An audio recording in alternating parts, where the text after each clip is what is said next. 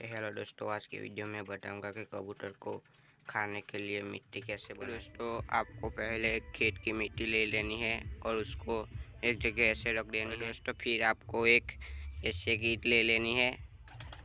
ऐसे की ईंट ले लेनी है और ईंट के छोटे छोटे टुकड़े करने हैं। पहले ईंट को हम छोटे छोटे टुकड़े कर लेते हैं।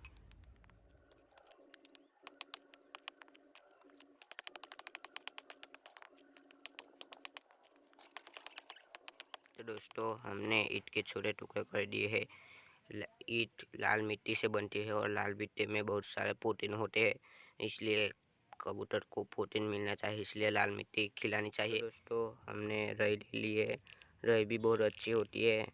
रई से कबूतर को रोग वोग नहीं होता है और कबूतर अच्छा रहता है, बीमारी भी नहीं होती है, इसलिए हम रई भी ऐड करेंगे मिट्टी में। हमारे सारी चीज़ तैयार हो गई है। ये है खेत की मिट्टी, ये है रई और ये है लाल मिट्टी की ईंट के छोटे छोटे टुकड़े, और हम इस सब को मिक्स करेंगे।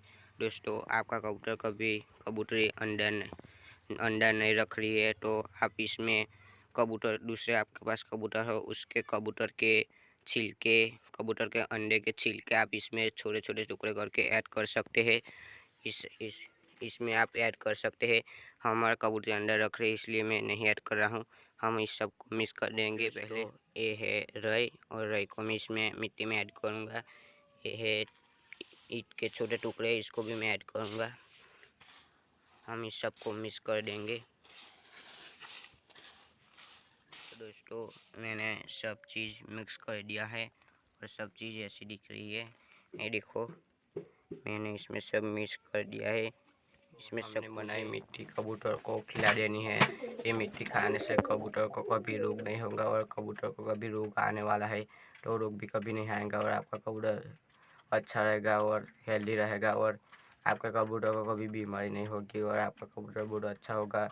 आपका कबूतर का पाचन भी अच्छा होगा और अच्छे से उसका पाचन होगा। इसलिए इस मिट्टी को आप बना के अपने कबूतर को खिलाओ, आपका कबूतर बहुत अच्छा रहेगा।